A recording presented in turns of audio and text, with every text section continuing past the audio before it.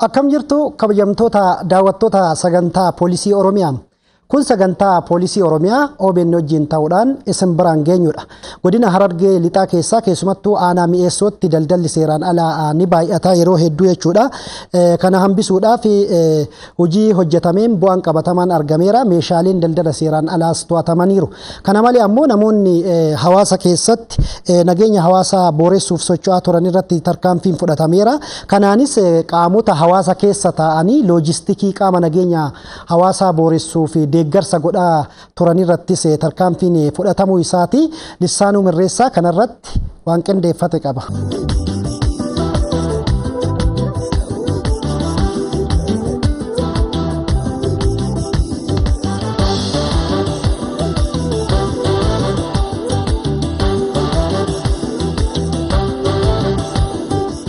Godinaalee Oromiyaa daldalli seeraan alaa yookaan kontorbaandiin itti heddummatu keessaa godinni Harargee lixaa aanaa mi'eessoo ishee tokko.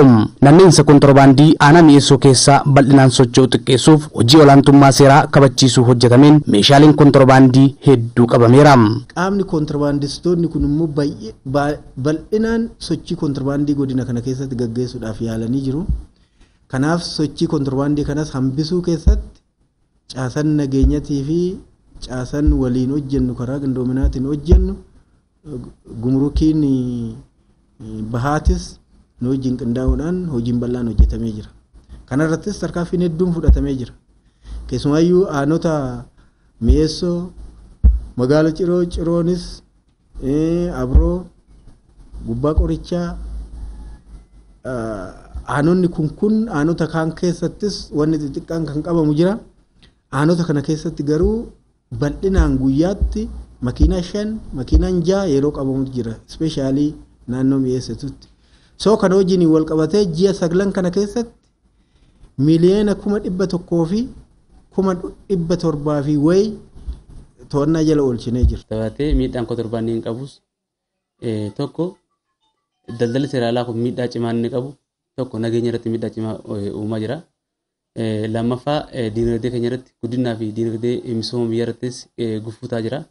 Kun qaamolee nageenya cinaa dhaabbachuudhaan yeroo hawaasaa kannanii akka nu cinaa dhaabbatanii nuti daldala seeraan alaa kana hambisuu dandeenyu irra deebi'ee hawaasa kanaaf ergaa dabarsuu barbaada. Amma duras baay'ee eeruu nu kennaa turanii jiranii. Aanicha keessattiin sochii kontorbaandii kanaan wal qabateen xiinxalaa yeroo garaagaraatiin rakkoo adda baheen shanii irrattis tarkaanfiin fudhatameera. Iddoowwan qaamoleen badii kun keessatti mul'atan yookaan keessatti argaman addaan baasuudhaan xiinxala gaggeessuudhaan dhaabbannee opereeshinii gahaa taasisuudhaan haala lafaa qorachuudhaan haala namaa qorachuudhaan addaan baafnee tarkaanfii fudhachuudhaan yeroo ammaa tasgabbii aanaa kanaa harka 95 tarkaanfii fudhanneen sirreessinee jirra. Fakkeenyaaf opereeshinii gaggeessine keessatti bu'aa argame wajjin wal qabate akka aanaa mi'eessootti diina tarkaanfii yeroo 5 tarkaanfii irra fudhannee jirra. Opereeshinii yeroo 5 gaggeessineen diina barbadeessinee jirra. Kaampii isaaniillee diignee jirra.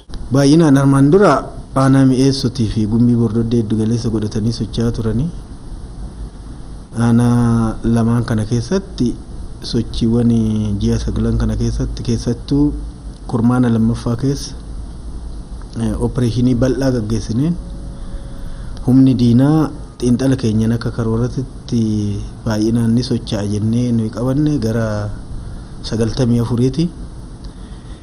Egaa kun odeeffannoo fi xiinxala argannuuni qabatamaatti immoo gara tarkaanfiitti yoo gallu yeroo tokko sanis caalee yeroo argamutu jira. Opereeshinii keessatti bu'aan argamellee jira. Tarkaanfii irra fudhannee diina ajjeefnellee jira. Xiqqaatee diina gara 30 wayii tarkaanfii irra fudhannee lubbuu isaanii baafnee jirra. Ajjeefnee jirra. Meeshaa waraanaa akkasumatti irraa eeggannee jirra. Kanaan haala gaariidhaan opereeshinii tarkaanfii fudhanne saniin deddeebinee yeroo dheeraa keessatti tarkaanfii irra fudhanneen asirraa isillee baddee turte.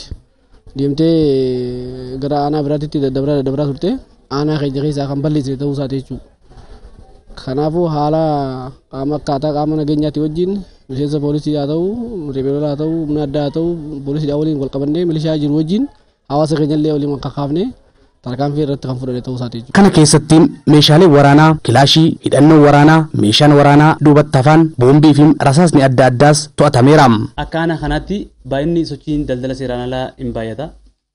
Nutillee sochiiwwan garaagaraatiin isa kan to'achuuf yeroo baay'ee yeroo itti kennuu dhabnus yeroo muraasa qabnu keessatti olaantummaa seeraa kabajsiisuudhaaf kontorbaandiin to'atame baay'ee kan nama boonsudha.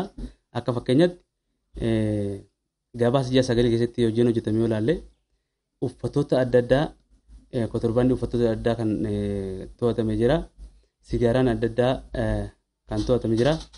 Qorichoota adda addaa jira. Kophee adda addaa jira. Akkasumas shiishaan adda addaa jira. Meeshaalee elektirooniksii adda addaa hedduutu jira kan to'atame.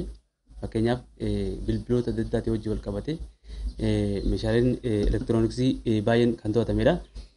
Akka waliigalaatti daldala seeraan alaa to'atame kana yoo xiqqaate toora konkolaataa 11 moo 12 olii kan to'atanne. Aanota kana keessatti garuu bal'inaan guyyaatti makiinaa 5 makiinaan 6 yeroo qabamutu jira. Ispeeshaalii naannoo mi'eessitutti.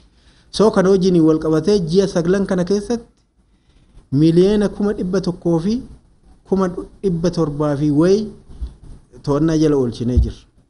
Kun qabatamaatti gumurukitti galchinee bu'aawwan yookaan immoo shallaggiiwwan kontorbaandiiwwan kun qabamanii gara gumurukitti kan galan sanadaan kan mirkaneeffame.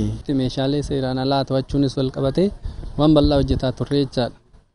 Meeshaalee seeraan alaa xiqqaa hanga guddaatti keessumaa yeroo tokkotti qofa konkolaataa tokko guutuun kan qabame sigaaraa qarshii miliyoona 1.6 miliyoona 1,600 fi isaa ol kan ta'utti kan shallagamu yeroo tokkichatti kan to'atame ta'uu isaati. Kan sanaan alas deddeebi'ee yoo xiqqaate qarshii 300,000 500,000tti kan tilmaamamu wantoonni adda addaa to'atamaa kan turan ta'uu isaati.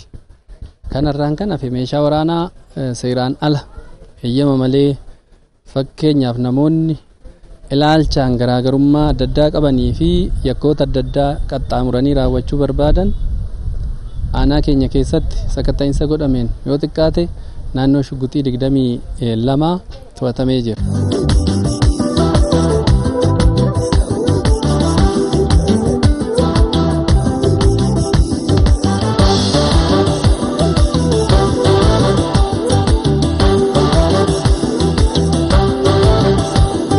Kana malees namoota loojistikiin deeggaraa turan 26 to'achuun galmeen irratti qulqullaa'aa jira.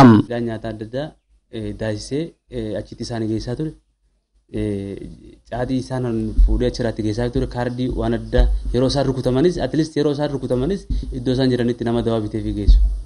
Kana to'achuudhaan seeraa dhiyeessinee turre. Dhiyeessinee jirra. Kana keessa seelii 24 keessa galmeen kan qulqullaa'ee mana murtii dhiyaate. 8dha. Kan qorannaa irra jiru 16. Waliigala namni 24 kan harkaa qabnu ta'uu isaatii kan hordofaa jirrus jira. Diina kana akka waliigalaatti diina tarkaanfii irra fudhanne alatti diina nama hordofaatii hin jirru akka aanaa keenyatti diina 36 yeroo ammaa xiinxala qabnuun xiinxala gahaa qabnuun 36dha. 36 kun yeroo ammaatti tarkaanfii hadhaa fudhannee irraa kaa'ee akka aanaa keenyatti kaambii isaanii barbadeessinee eega xumurree boodaan iddoowwan doobidaa ta'an lafa dhokataa ta'an lafoota caccaboo ta'an gaara bakka bosona isaan ta'an eega addaan baafannee tarkaanfii fudhachuu eegallee boodaan aanaa kana gadhiisuudhaan namoonni 36 kun meeshaa hidhannoo hiikkachuudhaan dhoksanii bifa sibiiliitiin hawaasa keessa badanii bakka itti isaan. Akka aanaa kanatti qindoomina uummanni aanaadhaa qabu wajjin qindoomina qaamolee nageenyaa sadarkaa aanaa mi'eessootti jiranii wajjin qindoomuudhaan keessattuu iddoo diinni socho'u kana keessatti adda baasuudhaan tarkaanfii keessa deebii hin qabne jechuudha. Qindoomina qaamolee nageenyaatiin hawaasni immoo gaachanni sirnaa mataasaa kallattii garaagaraatiin hojii nageenyaa keessatti hirmaate. Hojiin kun aanaan kun karaa nagayaa keessatti akka deebi'u hawaasni tasgabbiidhaan hojii hawaas dinagdee isaa karaa nagayaatiin akka gaggeeffatuuf gaheen hawaasaa gaheen qaamolee nageenyaa aanaa kanatti gahee guddaa ture jechuudha. Naannoo kilaashii 7 meeshaa faal tokko rasaasa 208 fi rasaas faal 20 uffata adda addaa isaan uffatanii yeroo sanitti argaman 4 militariidha jechuudha. Hidhannoo mudhii gara firii 16 guyyaa san irraa boojine. Kanaaf kunis bifa ciraatiin qabamee jara kanarratti galmeen isaanii yeroo ammaa hordofaa kan jiru ta'uu isaati. Eega sanii irraas hojii duraan hojjetamaa ture san itti deebinee ammas hawaasa keenya akka faatoo saniis gara biraatti hin deebine bubuutuun harcaatuun ishii ammas deebi'ee uummata kanarratti hojii biraa hojjechuu danda'a waan ta'eef keessaan galanga guyyaa har'aatti hawaasni keenya ammas araddaan walitti gurmaa'eeti daangaa isaa eeggachaa jira. Sochii daldala kontorbaandii hambisuuf marii qaamolee hawaasaa garaa waliin mari'atameera. Hojii qindoominaa hojjetameenis kontorbaandii qabame birrii miiliyoona 61 ol mootummaaf galii ta'eera.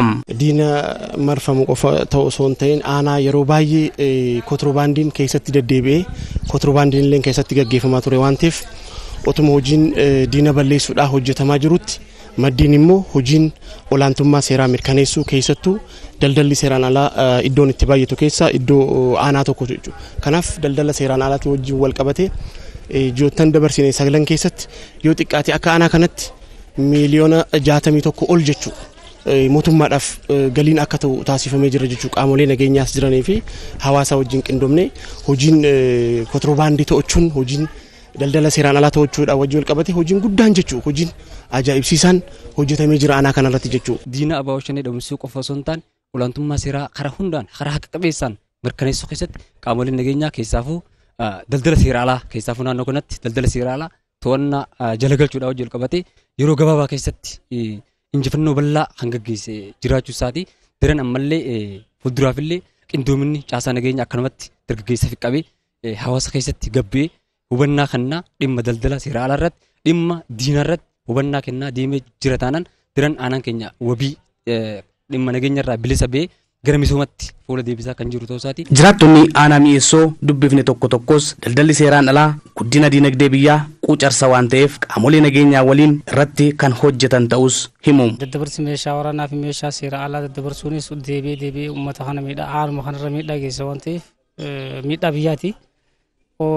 Kanaaf uummanni keenya wanti seeraa alaa hundi waan isaan fayyadneef ni beeka jechuudha hubatanii jiran. Hubannoo haasaa yeroo gargaaraa uummata wajjin mari'achuudhaan hafamaa jira irraa hedduurra bobbaamee jira. Qaamni nageenyaa jiru qotannoo guddaa qaba jechuudha. Qotannoo guddaa qaba hawaasnis akkasuma iddoo tokko amma aanaa keenya keessa meeshaan seeraa alaa hawwan jiru hanga takka salphatee jira jechuudha bu'ee jira. Haalli nageenyi gaafa duraa hannaa fi walirra bobbaanii lubbuu wal baasuudhaa fi waa wal jalaa fuudhu sunis tasgabbaa'ee jira. Amma karaa nagaatiin manguddoon poolisni itti gaafatamaan poolisaa itti gaafatamaan nageenya itti gaafatamaan bulchaa aanaa haala nageenyatiin tokkummaadhaan sosso'anii qaamolee gocha akkasii raawwatan irrattis qeefim qaxanaa isaaniin ijaaramuun to'achaa kan jiran ta'us dubbatum. Rakkoo jiru san immoo qaamni nageenyaa qindaa'uudhaan hawaasaas mariisee kutaalee garaagaraa dargaggoo manguddoo abbootii amantaa kanaas mariisuudhaan sirriitti hojii nageenyaa hojjetaa turanii.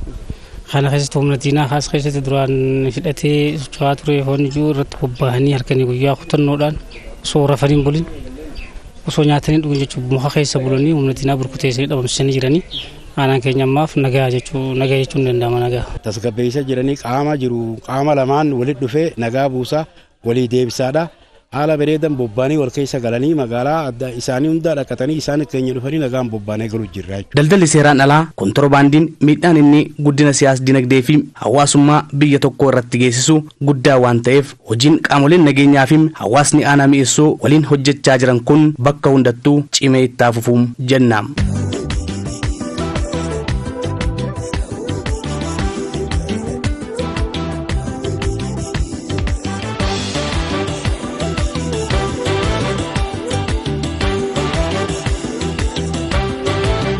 Egaan kabajamtoota daawwattoota keenya qophiilee qopheeffannee isin biraan geenye kanarraaf jenne xumurre istiidiyoo irraa hanga ammaatti sagantaa qajeelchaa keessi wajjin ture Ahmed Garaaddaan ture torban qophiilee keenya idilee isattaanuun hanga walitti deebinutti nagaatti.